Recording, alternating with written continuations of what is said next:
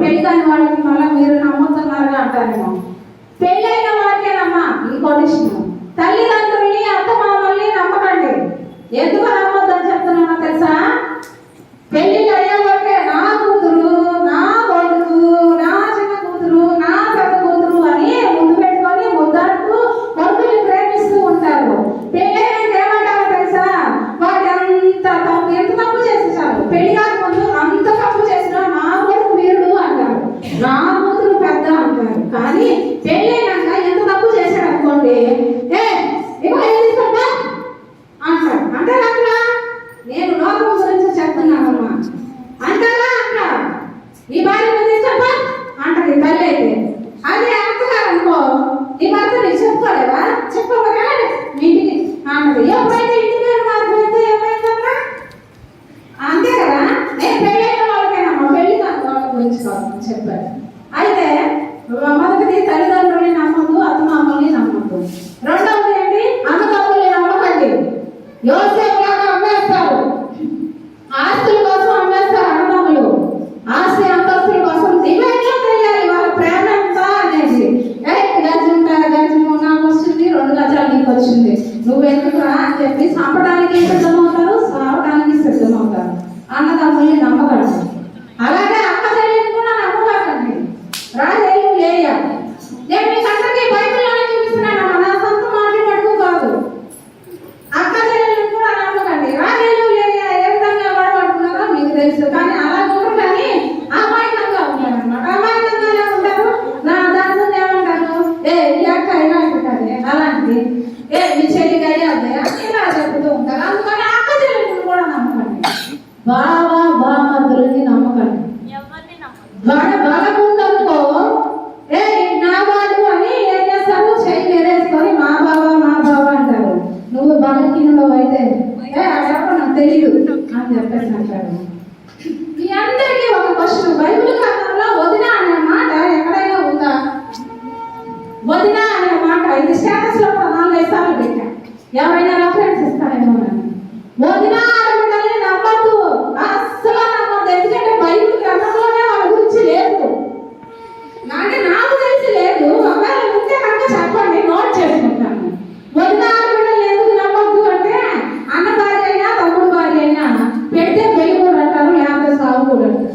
అది పెట్టిందనుకో, వదిన పెట్టిందనుకో, అబ్బా మా వదిన దేవతమ్మ, మా వదిన లాంటి వదిన ఇంకొకటే ఉండదు అంటారు. అది పెట్టలేదనుకో, నా ఆడబిడ్డ ఊరికే సారీ చెప్తా ఉంటారు, మా వదిన నవ్వేసుకుంటుంది. అట్లాగేంటంటే వదిన ఆడబిడ్డలని కూడా నమ్మద్దు. ఇంకెవరున్నారమ్మా రిలేషన్షిప్ లో? ఇంకెవరున్నారు? ఇంకెవరు లేరు. చెప్తాను, అది లాస్ట్ లో వస్తుంది. అయితే ఇవేంటి?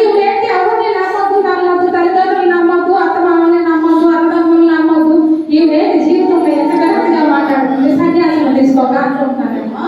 అయితే నమ్మవలసిన వ్యక్తులు 3 ఉన్నారు. నువ్వు నమ్మవలసిన వ్యక్తులు 3 ఉన్నారు.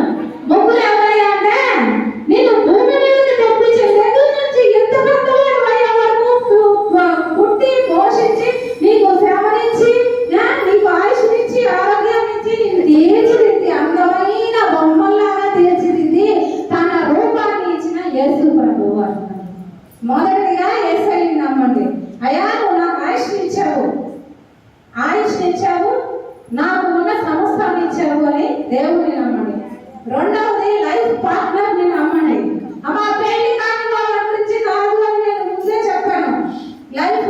పెళ్లి కాని వాళ్ళైతే తల్లిదండ్రులని నమ్మాలి. తల్లిదండ్రులు ఏ విధంగా చెప్తే అదే విధంగా, అంటే న్యాయం అదే. నువ్వు రివర్స్ మాట్లాడటానికి లేదు, ఇది మాట్లాడటానికి లేదు. కూతురు ఎప్పుడు ఏ విధంగా ఉండాలి? పెళ్లి అవ్వకపోతే తండ్రాధీనంలో ఉండాలి. అయ్యగారు టైం అయిపోయినట్టు.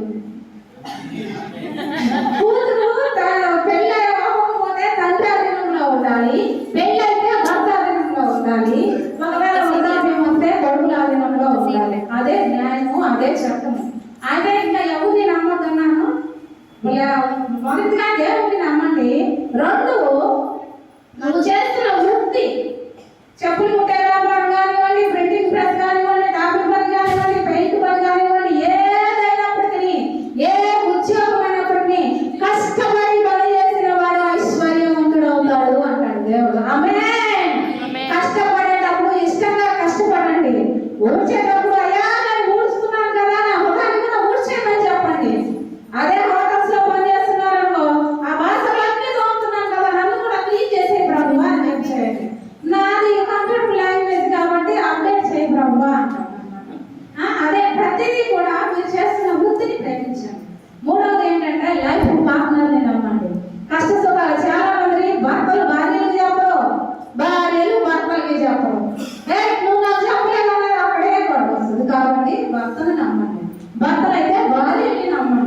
దేవా నువ్వు ఇచ్చావు కదా, పెళ్లిలో ఏమని చేస్తారు?